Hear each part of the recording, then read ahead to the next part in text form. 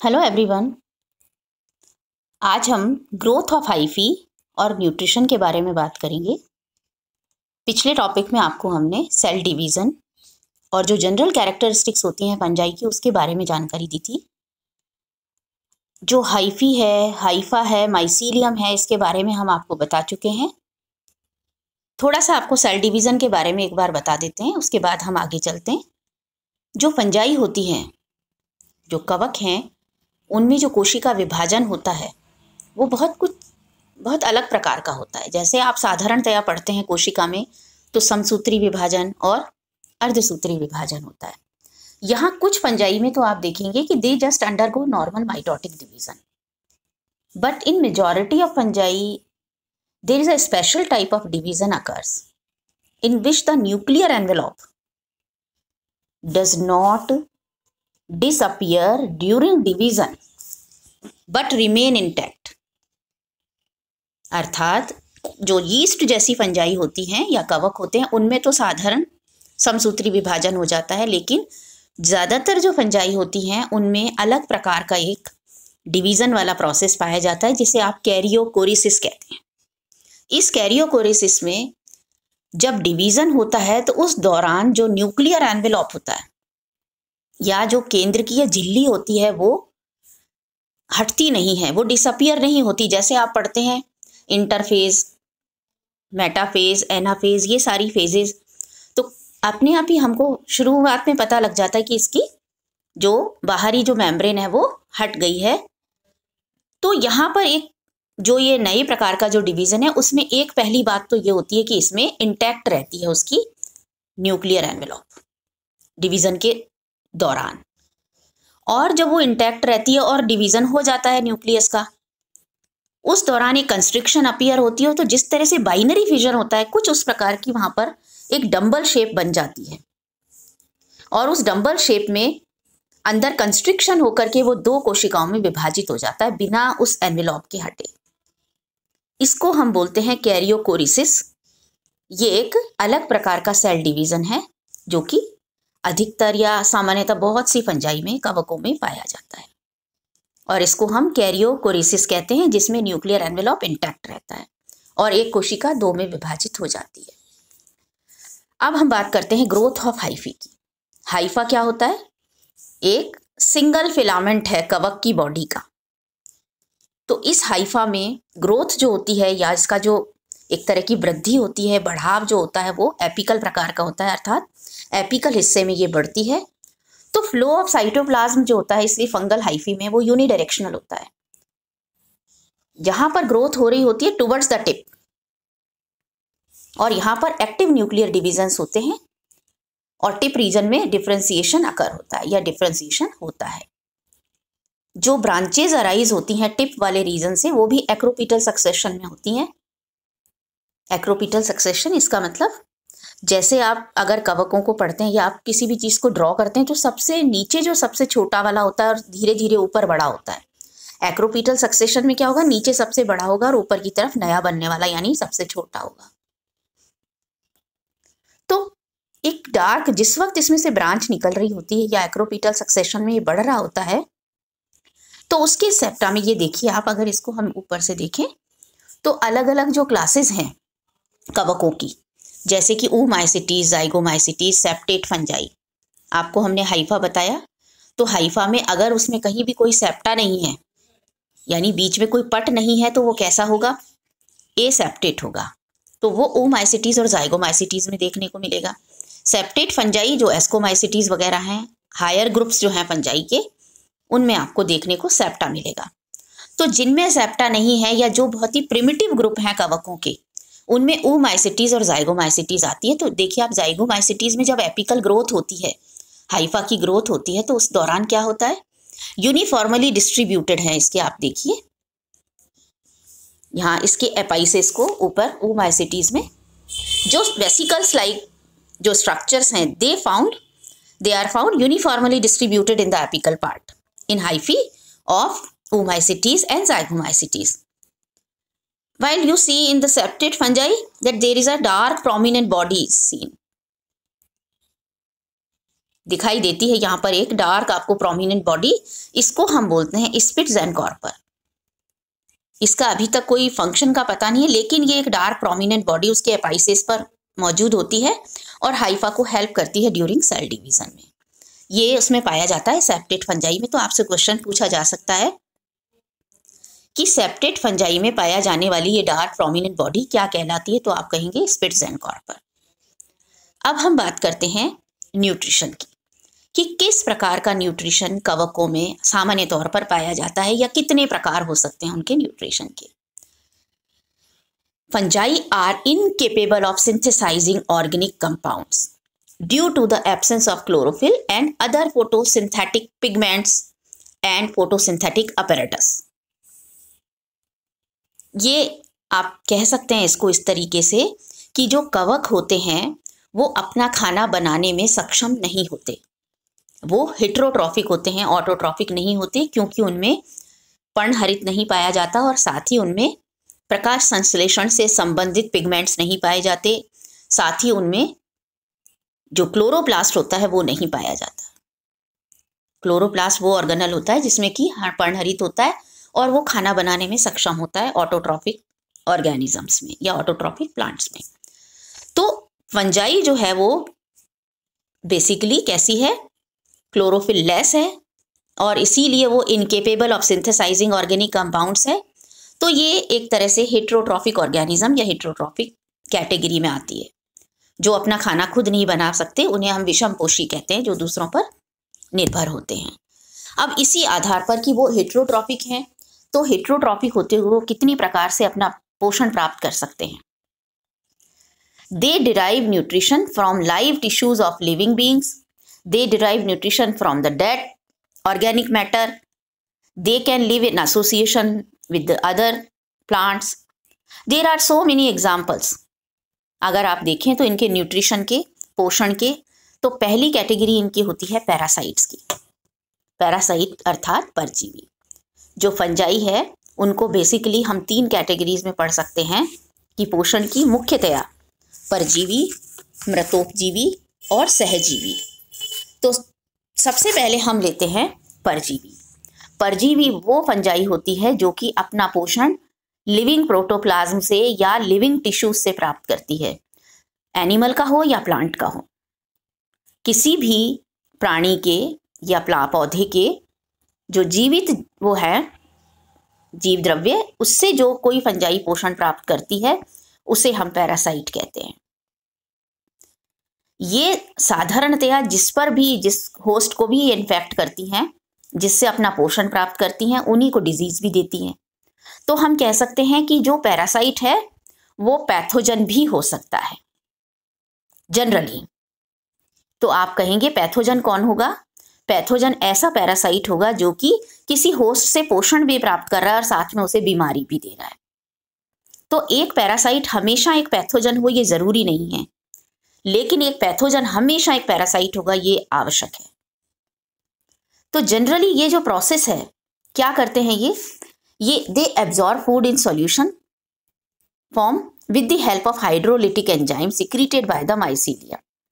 जो fungi parasite होती है, पैरासिटिक नेचर की होती है, वो होस्ट के ऊपर अपना माइसीलियम बनाती है और उसका माइसीलियम जो होता है वो हाइड्रोलिटिक एंजाइम्स को सिक्रीट करता है और फिर वो फूड को सॉल्यूशन की फॉर्म में एब्जॉर्ब कर लेती है फंजाई। अब ये जो इनका पैरासिटिक नेचर होता है ये भी 2 प्रकार का हो सकता है। वो ऑब्लिगेट पैरासाइट हो सकती है फंजाई या फैकल्टेटिव पैरासाइट हो सकती है। ऑब्लिगेट अर्थात अविकल्पी परजीवी, फैकल्टेटिव विकल्पी परजीवी। तो जो अविकल्पी परजीवी होते हैं वो स्पेसिफिक लिविंग होस्ट उनके लिए एसेंशियल होता है, उसके बिना वो अपनी लाइफ साइकिल को कंप्लीट नहीं कर सकते, उनको वो रिक्वायर्ड होस्ट चाहिए ही चाहिए। हम एक एग्जांपल लेते हैं जैसे कि एल्ब्यूगो। एल्ब्यूगो नाम की जो फंजाई है वो क्रूसीफेरस प्लांट्स के ऊपर अपनी लाइफ साइकिल पूरी करती है। तो अगर क्रूसीफेरस उसको प्लांट नहीं मिले, क्रूसीफेरस प्लांट्स, तो वो अपनी लाइफ को पूरा नहीं कर पाएगी। अगर रस्ट फैलाती है पक्सीनिया वीट के ऊपर तो उसे वीट होस्ट चाहिए ही चाहिए। ऐसी फंजाई को यानी पक्सीनिया और एल्ब्यूगो को हम क्या कहेंगे? Obligate parasite. अविकल्पी परजीवी अर्थात जीवन जीने के लिए इन परजीवी के पास में और कोई ऑप्शन नहीं है, कोई भी उनके पास में विकल्प नहीं है, तो ये अविकल्पी परजीवी कहलाएंगे। जो विकल्पी परजीवी होते हैं फैकल्टेटिव सैप्रोफाइट्स, देखिए यहाँ अगर हम इनको बोलते हैं फैकल्टेटिव पैरासाइट तो डेफिनेशन बदल जाएगी। यहाँ हमने क्या कहा, फैकल्टेटिव सैप्रोफाइट्स, इसका आपको विशेष ध्यान रखना है। कई बार एग्जाम में बच्चे लिखने लगते हैं तो वो ऑब्लिगेट पैरासाइट, जैसा हमने बोला ऑब्लिगेट पैरासाइट और फैकल्टेटिव पैरासाइट, अगर आप ये लिखेंगे तो डेफिनेशन चेंज होगी। किस तरीके से, देखिए फैकल्टेटिव सैप्रोफाइट का मतलब होता है झूठे सैप्रोफाइट, इसका मतलब वो सच्चे क्या हुए, सच्चे पैरासाइट, अर्थात ऐसी फंजाई जो कि मौका पड़ने पर अगर उसको लिविंग न्यूट्रिशन नहीं मिल रहा, लिविंग प्रोटोप्लाज्म नहीं मिला, तो ऐसी परिस्थिति में वो जो डेड ऑर्गेनिक मैटर है उससे भी अपना काम चला लेगी। तो डेड ऑर्गेनिक मैटर से खाना प्राप्त करने वाली फंजाई कहलाती हैं सैप्रोफाइट्स। तो बेसिकली जो नेचर जिस फंजाई का पैरासिटिक है पर मौका पड़ने पर वो कैसी बन गई, सैप्रोफाइट, ऐसी फंजाई को हम बोलेंगे facultative saprophytes. So these fungi are basically parasitic in nature, but in absence of required living host, they may derive nutrition from dead organic matter. For example, Astilago, आपके कोर्स में है, Pythium, Rhizoctonia, fusarium, ये ऐसी fungi हैं जो कि facultative saprophytes कहलाती हैं। और इनमें से कुछ फंजाई जो होती हैं वो एंडोपैरासाइट्स होती हैं, कुछ एक्टोपैरासाइट होती हैं। तो अगर हम इनके साइट को देखते हुए कि माइसीलियम होस्ट टिश्यू में कहाँ मौजूद है, सरफेस पर मौजूद है या इंटरसेल्यूलर है, इंट्रासेल्यूलर है, उसकी पोजीशन के आधार पे भी हम पैरासाइट को दो भागों में बांट सकते हैं, एंडोपैरासाइट और एक्टोपैरासाइट। ऐसा पैरासाइट जो कि टिश्यू के अंदर जाकर के बीमारी फैलाता है या पोषण प्राप्त करता है, उसको हम बोलते हैं एंडोपैरासाइट। दे आर इंटरसेल्यूलर और इंट्रासेल्यूलर इन नेचर, जैसे कि स्क्लेरोस्पोरा, ऑल्टरनेरिया, पैक्सीनिया। कुछ फंजाई ऐसी होती है जो कि बाहरी सरफेस पर रन करती है और फिर अंदर से हॉस्टोरियम के थ्रू अपना खाना ले लेती है होस्ट से। फॉर एग्जांपल एरिसाइफी नाम की जो फंजाई होती है वो एक्टोपैरासाइट कहलाती है। देखिए एक्टोपैरासाइट को आप कैसे समझ सकते हैं, जैसे आप लाइस को ले लीजिए, आप उसको जोक को ले लीजिए, लीच जो होती है, ये सब क्या है, एक्टोपैरासाइट हैं। ये बाहर की तरफ लगते हैं, जो कि लाइस जो होती है वो ह्यूमन बीइंग के सिर के ऊपर या एनिमल्स के अंदर बाहर बॉडी में वहाँ से खून चूसती है। और जो ये एरिसाइफी होती है ये बाहरी सरफेस पर रहती है, जैसे होस्ट पर, किसी भी प्लांट पर। या आप लीच की बात करें तो लीच भी बाहर की तरफ रह करके खून चूसती है किसी भी उसका होस्ट का। इनको हम एक्टोपैरासाइट कहते हैं। और जो अंदर जाकर के बीमारी फैलाए या अंदर जाकर पोषण प्राप्त करे इंटरसेल्युलरली या इंट्रासेल्युलरली, उन्हें हम बोलते हैं एंडोपैरासाइट। तो पैरासाइट की कैटेगरी में आज हमने जाना obligate parasite, facultative saprophyte, endoparasite and ectoparasite. अब हम बात करते हैं सैप्रोफाइट्स की। तो सैप्रोफाइट्स जो होते हैं यानी मृतोपजीवी, मृतोपजीवी का मतलब ऐसे कवक जो कि डेड ऑर्गेनिक मैटर से अपना पोषण प्राप्त करते हैं या जो डिकेइंग ऑर्गेनिक मैटर होता है उससे अपना पोषण प्राप्त करते हैं। किस तरीके से, they secrete extra cellular enzymes, वो एक्स्ट्रा सेल्यूलर एंजाइम्स को निकाल करके बाहर उसको which convert complex insoluble organic compounds to simple one, उसको वाटर सॉल्युबल सब्सटेंस में वो चेंज कर देते हैं उन एंजाइम्स की वजह से, और फिर उसे इजीली वो एब्जॉर्ब कर सकते हैं। So such fungus may derive nutrition from different variety of substances depending upon the enzymes found in them. उनमें जिस प्रकार का एंजाइम होता है उस प्रकार का खाना वो वहाँ से डिसॉल्व करके खा लेते हैं। Again there are two types of saprophytes as you have seen in parasites. Obligate parasite, facultative saprophytes. Same with this saprophytic category, that obligate saprophytes and facultative parasites. You have to make it very clear when you are talking about the facultative term. Facultative मतलब झूठा, तो झूठा जो भी वो है वो सच्चा दूसरी चीज है। तो ऑब्लिगेट जो सैप्रोफाइट्स होते हैं इसका मतलब अविकल्पी मृतोपजीवी कवक। अर्थात उनके पास में कोई विकल्प नहीं है, उनको तो डेड ऑर्गेनिक मैटर ही चाहिए। अगर आप उन्हें लिविंग होस्ट भी दे देंगे तो भी उनके लिए वो बेकार है। और इसका एग्जाम्पल है म्यूकर, मॉर्शेला, पिज़ाइज़ा, अगेरिकस, यानी मशरूम जो हैं ये सारी। मशरूम को कोई भी होस्ट नहीं चाहिए, उसको तो सिंपल वो चाहिए डेड ऑर्गेनिक मैटर, अगर उसे मिल जाए तो वो आसानी से ग्रो कर जाती हैं। अब फैकल्टेटिव पैरासाइट, इसका मतलब झूठा पैरासाइट। तो सच्चा क्या हुआ? सेप्रोफाइट। तो जो फैकल्टेटिव पैरासाइट्स होते हैं वो नॉर्मली अपना खाना जो है वो डेड ऑर्गेनिक मैटर से लेते हैं, but if required they can derive their nutrition from living organisms also. तो ऐसी स्थिति में जो फैकल्टेटिव पैरासाइट्स होते हैं जैसे राइजोपस, पेनिसिलियम, एस्परजिलस, आप मेडिकल डिक्शनरी में भी अगर आप मेडिकल उसमें देखेंगे हिस्ट्री में तो एस्परजिलस कान में इन्फेक्शन करती है। तो इसका मतलब क्या हो गया? वैसे तो इसका नेचर क्या है? सेप्रोफिटिक है, पर अगर मौका पड़ जाए तो ये बीमारी भी फैलाती है, पैथोजेनिक भी हो सकती है और पैरासिटिक भी हो सकती है। तो जो एस्परजिलस है वो क्या है? Facultative parasites. बेसिक नेचर उसका है सेप्रोफिटिक, लेकिन अगर रिक्वायरमेंट उसको पड़ जाती है तो मौका पड़ते ही वो पैरासाइट भी बन सकती है। तीसरी जो मेजर कैटेगरी है इसके न्यूट्रिशन की वो है सिम्बायोटिक रिलेशनशिप या सिम्बायोन्ट्स या सहजीवन। बहुत सी फंजाई जो होती हैं वो दूसरे ऑर्गेनिजम्स के कॉपरेशन के साथ में रहती हैं। तो कवक जो है वो बेस्ट एग्जाम्पल है सिम्बायोसिस का। कवक में आप देखते हैं आप एल्गल और फंगल कंपोनेंट्स होते हैं, यानी फाइकोबायोंट और माइकोबायोंट। तो लाइकन्स जो होते हैं वो किसका एसोसिएशन होते हैं? माइकोबायोंट और फाइकोबायोंट का, यानी एक फंगल पार्टनर होता है, एक एल्गल पार्टनर होता है। तो इन दोनों के एसोसिएशन के कारण उनका काम चलता है। जो एल्गी होती है वो खाना बनाती है, और एल्गी को जो फंजाई है, फंगल एलिमेंट्स, उसको वाटर और उसको मिनरल्स प्रोवाइड करते हैं। दूसरी एसोसिएशन जो सिम्बायोटिक है वो माइकोराइजा की है, जैसा नाम इसका बताता है। माइको का मतलब फंजाई और राइजा का मतलब रूट्स, जो कि प्लांट्स की रूट में जो फंजाई रहे उसे हम माइकोराइजा कहते हैं।